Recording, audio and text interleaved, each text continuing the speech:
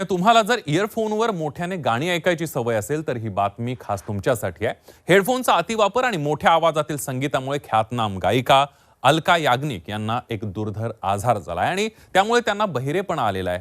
हे कसं झालं बघूया त्याबद्दलचा रिपोर्ट। तुम्ही इयरफोन वापरताय? सावधान।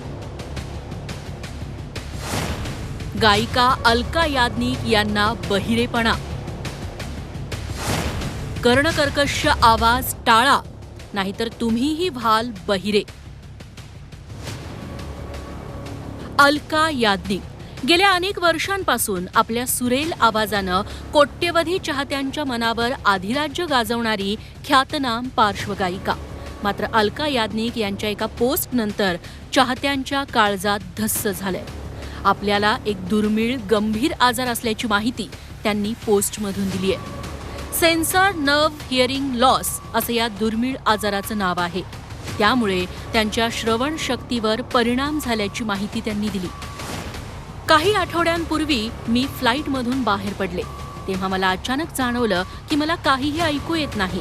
व्हायरल अटॅकमुळे माझ्या सेन्सर न्यूरल नर्व्हवर अर्थात श्रवण शक्तीवर परिणाम झाल्याचं निदान डॉक्टरांनी केलंय। कृपया मला सदिच्छा द्या। माझ्या चाहत्यांसाठी आणि सर्व तरुण मित्रांसाठी मी एवढंच सांगेन की खूप मोठ्या आवाजातील संगीत आणि हेडफोन्सपासून सावध रहा। तुमच्या प्रेमाने आणि पाठिंब्याने माझं आयुष्य जगेन आणि लवकरच तुमच्या संगीत सेवेत परत येईन अशी आशा आहे, असं अलका याग्निक यांनी आपल्या पोस्टमध्ये लिहिलंय। अलका याग्निक यांना झालेल्या सेन्सर नर्व्ह हिअरिंग लॉस या आजाराची लक्षणं नेमकी काय आहेत त्यावरती एक नजर टाकूया। ऐकायला त्रास होणं, 2 पेक्षा अधिक लोकांचं बोलणं न समजणं, दोन्ही कानांना असमान ऐकू येणं, कानात सतत भणभणल्यासारखं होणं, अचानक ऐकायला बंद होणं। सेन्सर नर्व्ह हिअरिंग लॉस हा आजार किती भयंकर आहे याचा अंदाज तुम्हाला त्याची लक्षणं पाहिल्यानंतर येऊ शकेल।